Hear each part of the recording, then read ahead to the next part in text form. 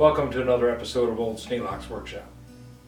I'm back on the dressing table bench and I have the main frame glued together, but I still need to get that little gap there fixed and this crack here fixed. Not that it does anything other than stiffens up the outer part, but this poor little chair needs all the help it can get to stay together.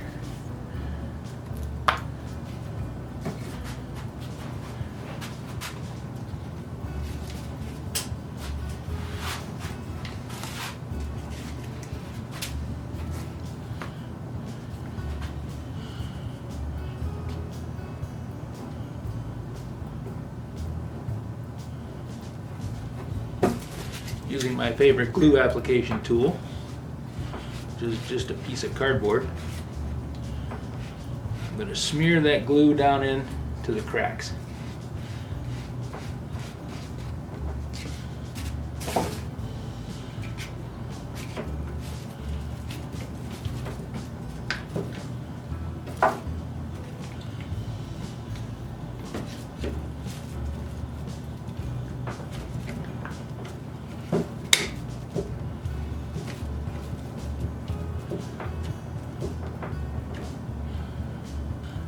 I want to brace up this structure so that I can reinforce these corners, because that's the weak point of the whole thing. That's where all the stress is. These corners take all the load of the legs, and it all goes into these little corner pieces here, which tend to break away from the side pieces, which is where it's anchored to the chair. So I'm going to glue this whole thing up and try and turn it into a solid mass of wood if I can. Don't know if that's going to work, but I'm going to try it. And help make that happen, I'm going to anchor this down.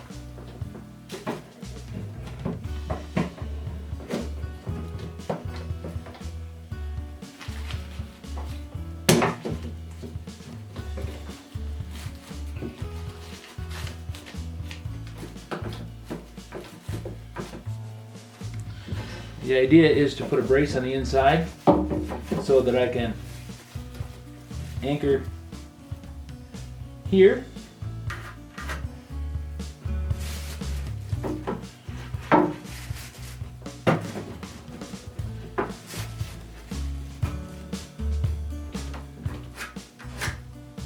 In the corner on both sides. And on the ends. On the Stanley 358 miter box, it's really a nice machine. It controls the angle that the saw addresses the wood. Now, if this was a regular outfit, I would have the clamping device that is part and parcel of the 358. I'm moving the clamp over here so that I've got the weight pulling the part down onto the table. You set the angles by pinching this lever, and that releases a pin and lets it come around to preset positions. This is 45, that's 40, that's 30. You can hear the pin engaging. That's 20, that's 15. It also has marks right here on the table. 12, 8, 6, 5. If you set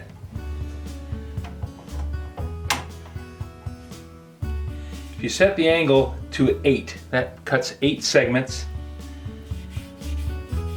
of a circle. If you set it to 6, it cuts 6 segments of a circle.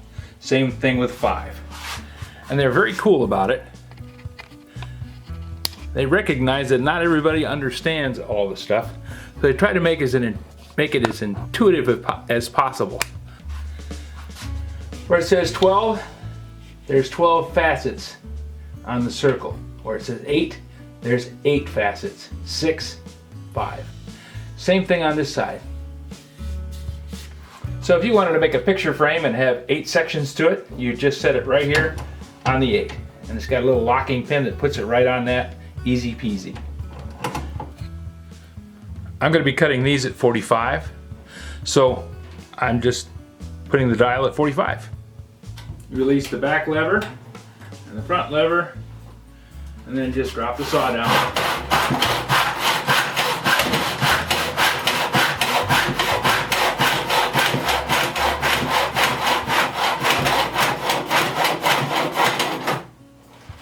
Make your cut.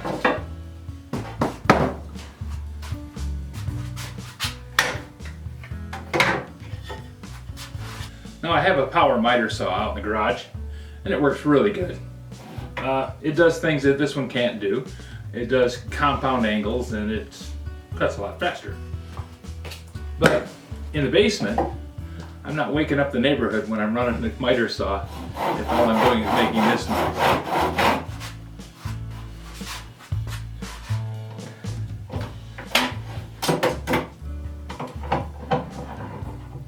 I set it for a 45 on the opposite.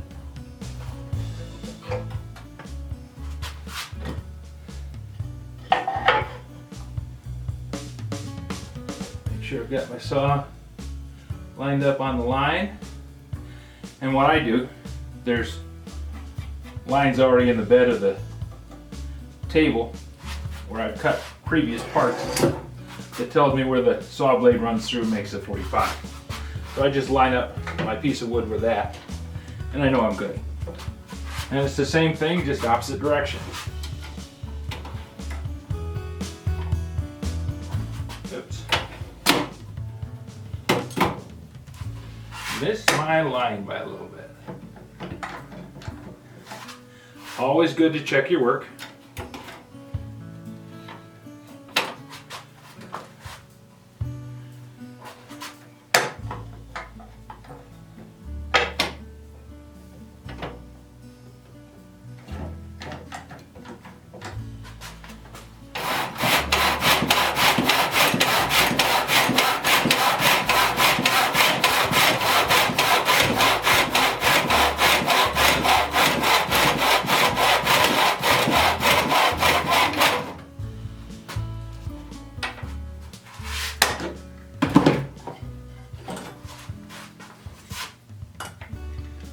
Another perfect 45.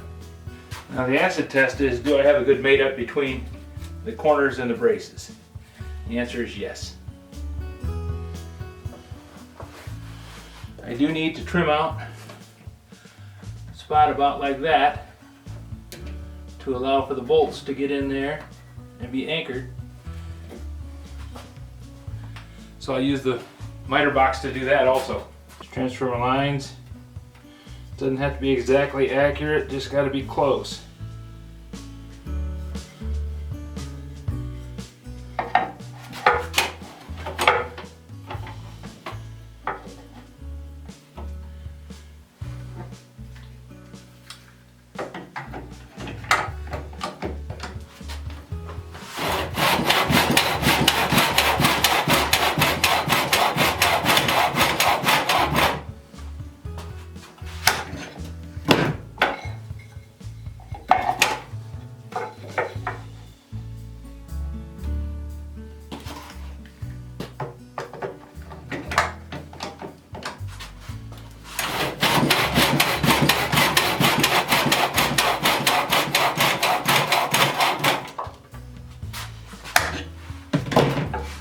Mark the orientation.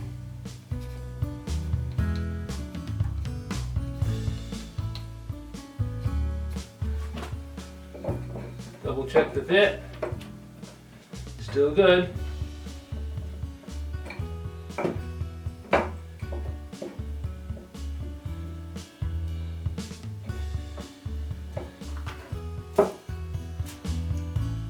Add some glue.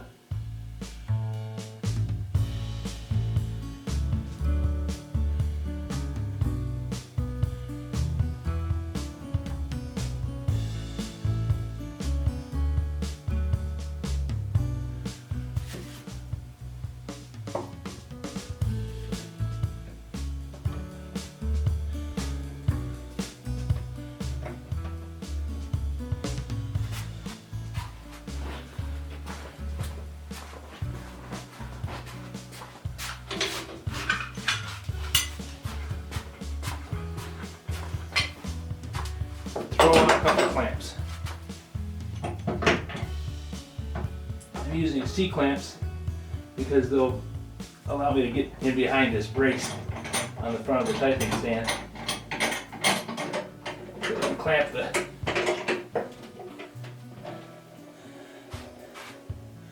whole assembly right down to the table.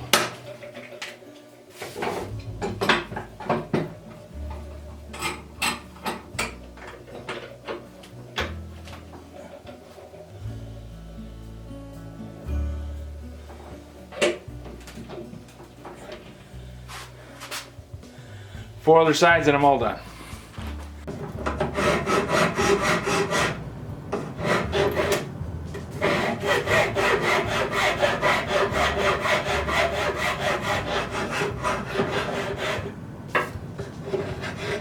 Got some glue from a previous repair sitting in the way, so we'll just remove it. Okay, we're looking good. Have to bevel the corners the same way on this one.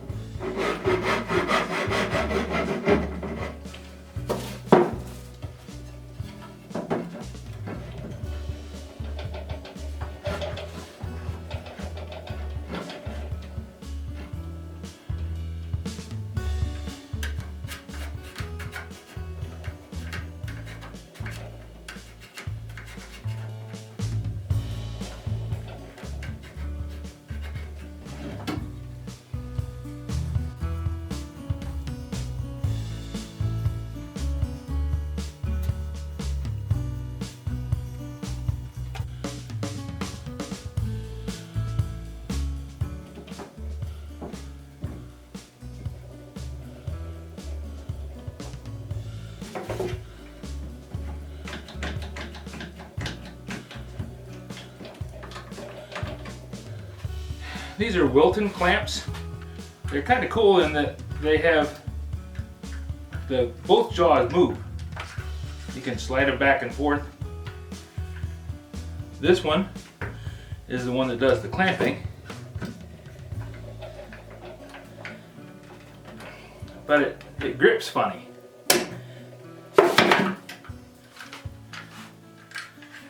Because of the way the handle works, rather than gripping it like a pair of pliers, most of the time I end up gripping it in a palm grip. Not my favorite, but the clamps work great.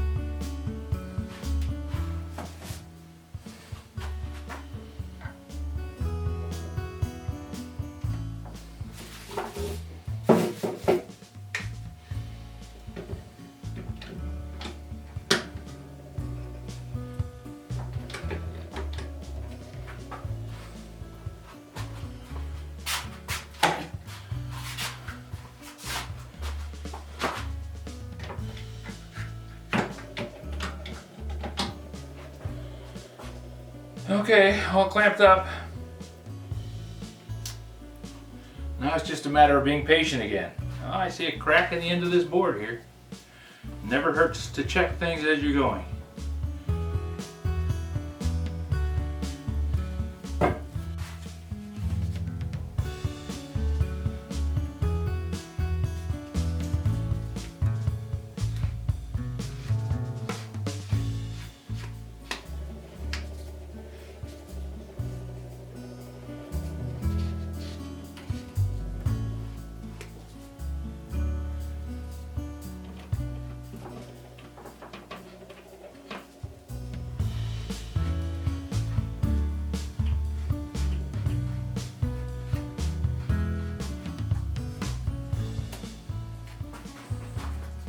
I always considered this a light duty clamp,